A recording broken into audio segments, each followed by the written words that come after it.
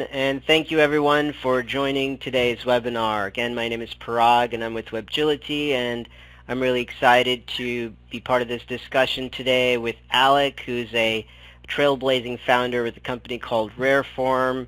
And today we'll be talking about all the great tips and tricks that you can learn from Alec and from years of our experience together in the e-commerce industry. We'll also talk about some of the trends that we're seeing. But before we get in, Alec, welcome to today's podcast, and please share with the folks that are listening a little bit about your story in e-commerce. Hey everyone, my name is Alec. As Parag said, I'm the CEO and founder of Rareform. What we do is actually very unique. We take billboard vinyls that would otherwise go to the landfills, and we partner with outdoor advertising companies and turn those billboard vinyls into one-of-a-kind bags and accessories. We started the business actually after seeing billboards being used in El Salvador as roofing, and then was working in advertising and thought, well, that's a lot of waste. I bet you we could turn those into some products. And that's kind of where we got our start.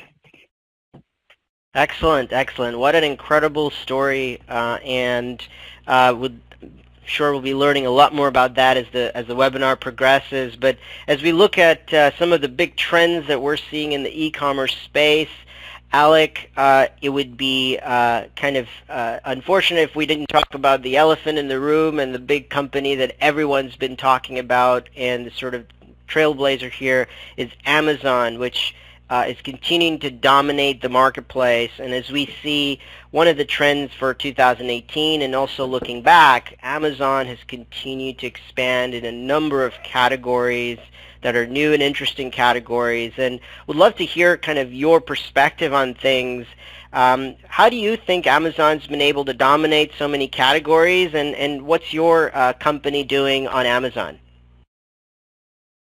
Yes, that's a great question. So for us, we actually are just now getting set up on Amazon. Just to give you a little back. We sell into retail stores, and then we also sell on our website, rareform.com. And the reason we do that is because each one of our products is totally unique. It's one of a kind. So unlike a lot of companies that can sell the same product and just put an inventory behind it, we have to have a unique tech pack that kind of lets us then pull out each individual item that's ordered and sent out. So for us, Amazon is something that we are looking into for just a few of our SKUs and not giving the majority of them. Also, the reason for us is that we kind of feel that if we can own the customer on our website, we kind of own more of the communication and, can push things out from us rather than Amazon. Yeah, you bring up a great point with regards to what the benefits are of selling on Amazon in terms of distribution, but really with your own store, you're able to get a lot more control of that customer. Can you talk a little bit about why you decided to sort of start with your own store first and not kind of start with Amazon, which is typically what a lot of retailers in the SMB market do, just to test the market? Yeah, I think there's two ways to go about an e-commerce business, and a lot of people will say, hey, either start on Amazon like you were saying, or start with your own e-commerce store. And we just felt we'd like to control the brand more and have more visibility into kind of the way we portray it. So I think for us, our big thing was, I think it was to actually look at it and say, hey, let's do it from our website first for those few reasons. Sure. Yeah, no, brand I think is a very, very important aspect to bring up here, because one of the things we see why Amazon continues to dominate newer and newer categories is as they can absorb product lines in different categories where there's bulk production, they're really able to fine-tune their entire fulfillment process and their procurement process. And of course, over half of their sales are done through third-party sellers selling on Amazon, but it's continuing to dominate more and more categories. So when you think about kind of your business and how Amazon has impacted it, it sounds like you found great success in building out your own store and maintaining that sort of unique brand. Can you talk about kind of how the strategy is a bit different in terms of marketing using your own brand and your website, and how you see that as kind of playing out, and as opposed to kind of what your strategy would be for selling products on Amazon. Yeah, so I think the main difference is that, a lot of people, at least when I go to Amazon, because I buy a ton on Amazon myself, is that when the first thing I look at on Amazon is how many products have been sold of it and what are the reviews. So one of the things that we've tried to do is implement some of the main features of Amazon onto our own website. So reviews are the big piece for it. And I would also say that having email flows is really key for us. I would say as we've grown our e-commerce side of the business, having the proper email flows in place, that's something like Amazon wouldn't be able to have. So we can increase our repeat purchasers. I think that's a big key for us. Yeah, you're able to definitely control, it seems like. I noticed on your website you even have this sort of interesting promotional campaign where you can enter to win sweepstakes for discounts. There's some really interesting things that you're able to control, I guess, through your own website experience that you really cannot get at Amazon. Mm-hmm. Yeah, sorry, go ahead. No, go ahead.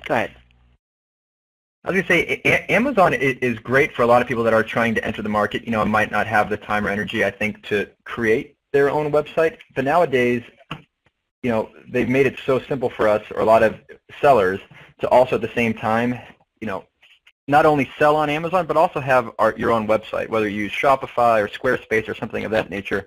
I think having more than one channel is a way to kind of diversify your risk as a seller as well. Yes, you're absolutely right, and I think that you've hit on kind of one of the key topics for all discussions around e-commerce today, which is multi-channel is the key. You must have a strong strategy to position your brand both on your own website, but you should also be able to create a strategy for marketplaces. And you've identified kind of a really great approach of kind of establishing that balance. So for those that are looking at this kind of trend of Amazon continuing to grow and expand into more new and interesting categories, what would you say, Alec? Should they be considering Amazon as a threat, or do you think Amazon's an opportunity? Well, I think Amazon's both, actually. So I think we have to lean into the trends of the times, and I think Amazon is an opportunity, but also you don't want to be over leveraged. I did want to kind of circle. Yeah, and I did want to circle back to, I think, my last question, which I think is kind of the most relevant for everyone that's listening in terms of the trends they see. As a retailer, it can be kind of scary looking at just how Amazon is continuing to expand into so many different categories, and now taking over grocery stores and driving folks like Toys R Us out of business. What do you see with Amazon? Do you see Amazon as sort of a threat to your business, Alec, or do you think about it as an opportunity? Yeah, so I think that is a great question. I see it as an opportunity and as a threat at the same time. So I think that Amazon is so big, and it's obviously the elephant in the room in terms of the growth side of it. I think for us as a business, we see let's give them products that we think we can move volume on, and are willing to not necessarily put a lot of time and energy on our part to grow it. And I would say we try to keep the majority of our SKUs or our products on Rareform.com at the same time, so that way we're not, like we were talking about, leaning into Amazon at the same time, but also keeping our space. Yeah, that is the key, and I think as we encounter more and more e-commerce sellers in our business with our Webgility offering, that's what we find is that the most creative retailers that are able to compete in today's marketplace, even though Amazon continues to grow in more categories, they look at multi-channel as a real competitive differentiator. And by selling on multiple marketplaces and platforms and finding a way to kind of optimize their business across them. So, even if you consider, platforms like Etsy, you might consider, selling a lot of your wholesale or closeout items on eBay, and really finding that creative avenue to position your products across the different marketplaces is definitely the key. So we've covered obviously Amazon and a lot of great tips there from you as well, Alec. And I think it'd be interesting as we certainly talk about the world of e-commerce. It would make sense to also think about all of those companies out there that are still in a brick and mortar location and that have a physical presence. And as we think about what's really happening in brick and mortar stores, feels like the bleeding together of brick and mortar and an e-commerce business, that's the new frontier. That's the trend that we've seen and I think will continue in 2018. Do you, Alec, currently have any retail location of your own or any retailers you work with? Yeah, so we actually don't have our own retail store. We sell into about 250 to 300 retail stores across the country. And the majority of those are boutique stores or one-offs. And I think our product is well in retail for the reasons that, it might not do well in a larger retail. And that's our product is so unique with a story that it has to be told by a salesperson or on our website that they can get the whole brand story. But in terms of retail in general, I do think that it's changing. A lot of our retailers are going, like that we've had, are going out of business. It's really sad. I mean, a lot of those ones that are going out of business are ones that are, carrying product that anybody can find anywhere. The ones that aren't are the ones that are selling the unique items. Yes, and I think you used a really critical word there, I think, which is sort of that creativity and the storytelling. And it feels like with just the sheer convenience of being able to click a button and get an item, at your doorstep in a matter of, even overnight, it's really important that when retailers have a brick and mortar store, that they're able to tell a great story and provide a kind of a unique experience in their retail location. You talked about your product kind of needing a salesperson, and I think that's also a really critical point to mention here is that when products get commoditized, that's the way that you kind of can create that uniqueness with both a story and a retail presence. Do you find the sort of the blending of both online and brick and mortar to be a challenge? Do you see kind of does that impact kind of how you sell? Because especially with your unique SKUs, that must present quite the challenge in trying to run a business kind of brick and mortar and online. Yeah, so I think that's one of the big things that we used to have. Sales reps, actually, outside. We had about 10 sales reps when we were starting, and now we've switched to everything internally. So somebody managed those wholesale accounts internally, and we do it from, one piece is Brand Boom. It's like a technology piece where we're able to do online catalogs, send them to the retailers, and the retailers can order from online and directly comes to our warehouse. So I think there's technology pieces in place that we've implemented for brick and mortar to kind of, at the same time scale with the stores that we want to be with and the ones that sell well for us. Sure. So what would be some advice, Alec, that you might give to some of our audience that are either in brick and mortar and aren't yet selling online, or folks that are online and should maybe be considering kind of getting their products on some retail shelves? Yeah, I would say, the reason why we started, truthfully, we started in retail was because, one, it was the only thing I really knew how to do, and that was to knock on doors and to see if we can get the product in there. And I think it's also one of the fastest. Yeah, and I also think it's one of the fastest ways to get, to have a tap on your customer.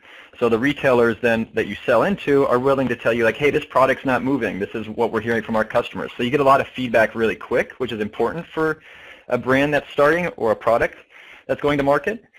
And I would say, in terms of if you're only selling in brick and mortar, then you should be online. If you're only selling online, then you need to be in brick and mortar because, like we were saying before, you don't want to be over leveraged in one or the other. So the way we look at it now, we used to be 70% retail, maybe 30% online, and now we're about 50-50. Wow. Okay, yeah, that's a great data point for everyone out there.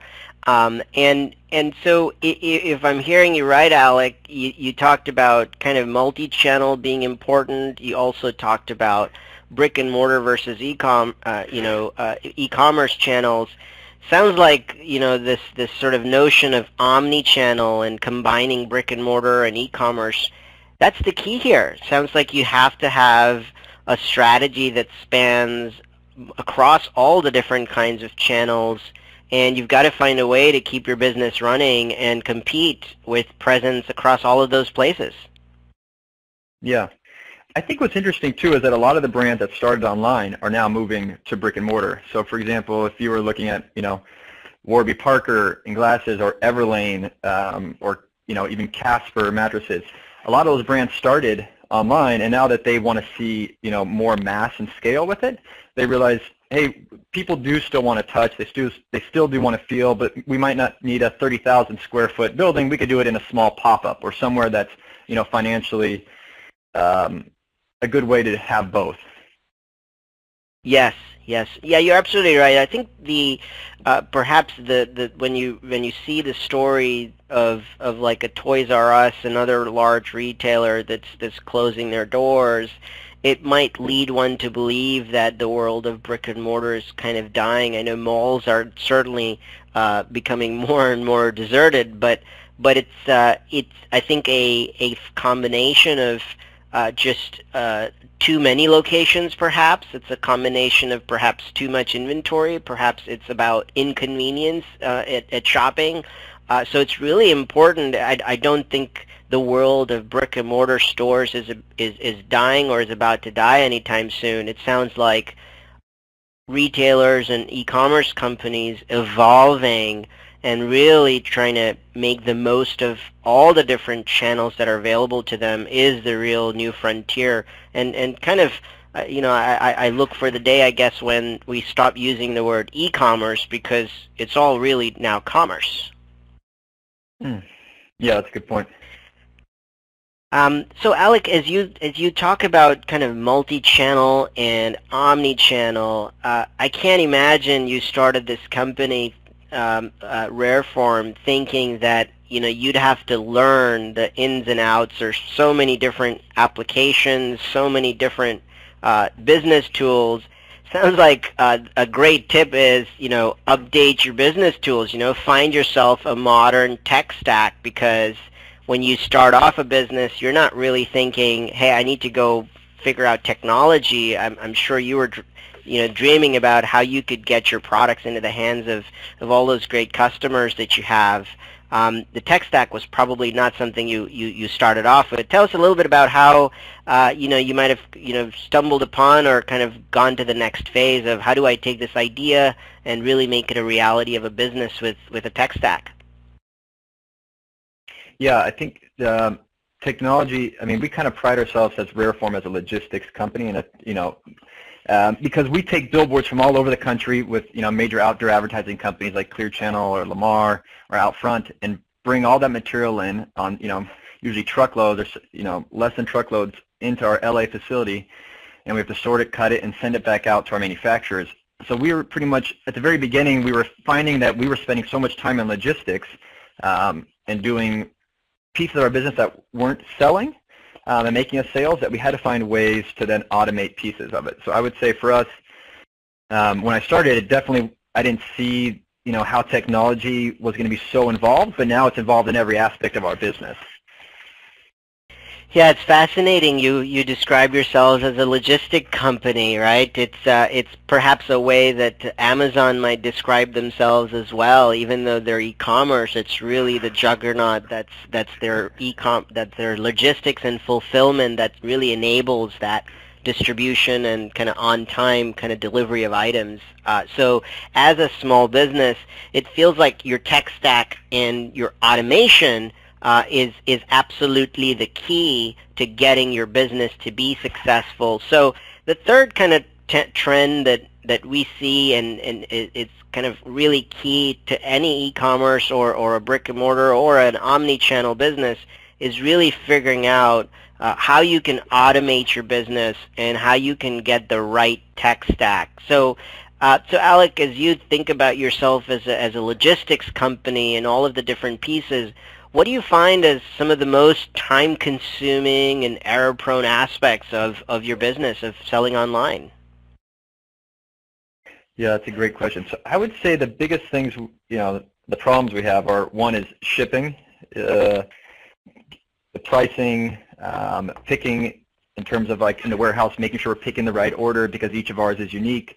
And then tracking it, getting payment, making sure that the payments were correct. And so I would say we try to find processes that we make mistakes in. So I'll give you an example. So we used to have to, every one of our products in our warehouse has a unique SKU and might have the same UPC. So for example, if somebody orders a red tote bag with, that is a unique product. So what we had to do was find a way, we were having customers be like, hey, this isn't the exact one I ordered, and it might be off by one number. So we had to find a way then on our packing slips to put the image on the actual packing slip of that product that they ordered. So the person that was picking it not only got to check the SKU number to make sure it was the exact one, but also the image so they can look at the physical product to make sure that was the one that we were shipping out. So I think for us, what we try to do is find, like we have a running task here or a board where we say, hey, where are the mistakes? How can we automate it? And whether we need to create a technology piece or implement a technology piece is key for us, and not having to add personnel and cost to this. Yeah, inventory management and shipping, fulfillment certainly feel like some of the most time-consuming and error-prone aspects for a lot of e-commerce companies. Could you talk a little bit about, Alex, what does that tech stack look for your business, and how have you kind of automated some of those aspects, like your labels, like your financial data, and some of your inventory workflows? Yeah, so maybe I'll kind of talk through some, if it's all right, some of like the products we use. I think that would be, Sure. like a tech. So we use for our shipping, we use Shipping Easy, and that links to, for example, QuickBooks for us. It links to WebGility. So WebGility for us, we used to use an outside bookkeeping firm, and they would spend a ton of time making journal entries, which linking to our QuickBooks, but we weren't having an up-to-date day-to-day. We never knew exactly what we had in stock and inventory-wise. We were doing journal entries. And so what we use is Shipping Easy, WebGility. We also have used, hang on, I'm just pulling up a list. Sorry, guys. No worries. Yeah, this is the beauty of e-commerce, is you start off wanting to sell great products, and then you end up juggling so many different e-commerce software. Yeah. So in terms of another one we use is for returns. We use a company called Return Magic. So one big piece is returns of an e-commerce business can get really overwhelming if you don't have a process in place. So we use Return Magic. We use Zendesk as our customer support tool. So one way that we found is that one person was managing all of these emails on a daily basis, whether it was an issue or a warranty, or somebody just trying to get in contact with one of our employees here or our department. We use Zendesk to manage that and then to push out to our employees. We use Asana as a team building tool for us to then manage tasks rather than going through emails. Am I talking too much on this? Or do you want me to keep going? That's fantastic. It's exactly I think what sellers need to sort of realize, that when you're looking at a growing business, automation is the key, because if you're going to provide really great service, you're going to get products shipped and delivered on time, and you want those incredibly positive customer reviews, automation is the way to do it. And finding these tools that can help you streamline syncing your inventory, tracking your shipping across all of your channels, that is absolutely the key to kind of keeping the engine humming. And it feels to me, Alec, like without some of this automation, it would almost be very impossible for you to be able to grow your business. Yeah, it would be absolutely impossible. And I'll give you an idea on one thing that we do. So each one of our products that we receive in from our manufacturer, whether it's in Asia or Mexico, every product that we get in has to be individually photographed. So unlike, let's say an Amazon or something that we send them the black backpack and somebody could put an inventory in the back end of, 200 pieces. We might have a backpack, a silhouette style, but we might have 200, each of them are individuals. So we have to photograph each one. So we had to create a process that said, hey, how can we scale this so we're doing this in a way that is, we're not having to add more personnel, we're not going to have to add more stations, and I think that's been key to us, is finding, hey, we want to grow, we're seeing growth, how do we make it so we're not having to, stall because of a process? That's right. Yeah, again, great point. And I think the last question I'd have, again, around this automation and software, it would be great to hear, Alec, kind of, obviously you've selected Shipping Easy and WebGility and Zendesk and some of these other tools. Could you talk about what your evaluation process was for some of these software applications? Did you feel like, you need to do a trial? Did you go through a demo with a rep? And what are the things you were considering when, selecting the right product to automate your business? I think for us, now once you get into obviously any business or e-commerce or you start to have colleagues in that same business. So one thing that I always try to do is reach out to my network and say, hey, what are you guys doing? What are you using? What's been helpful? And it's a question I always talk with people is, hey, is there anything that you're using that's really changed your business or made it easier? I would say in terms of one thing that we look at is, once we research we need a something in technology to look at it, we try to get on a demo, talk with that company if we can, and have some sort of personal touch to see, hey, these are our problems, can your technology fix this? And then a lot of times once we get them on the phone, for us that's still the human piece, makes all the difference, because then they can understand our business, and what's important to us is finding, partners not only outside but on our technology side that want to see our business grow. That's right. Yes, it's really important to find, the right software vendor and make sure that the experience you get, whether it be a free, 15-day trial of the software or working with a rep, and I think getting the right level of support is also key, because if you're running a mission critical application, you want to make sure that you're going to get the support when you need it. And kind of just going back to the basics on how and where to consider automation, it's really important to kind of do a basic ROI calculation, because if you're going to invest into software, the software might seem to be, even if you were to think at the beginning that the software seems expensive on a monthly or an annualized basis, since most applications these days are on a subscription basis, it's important to calculate the ROI. So if you're looking at the software application, kind of think about how much time you would be spending on an individual, spending their hours in a day either manually entering, for example, data into your accounting system, or having to sync inventory from one place to the other, or generate a shipping label, or pick, pack, and be able to print a packing slip inside the package.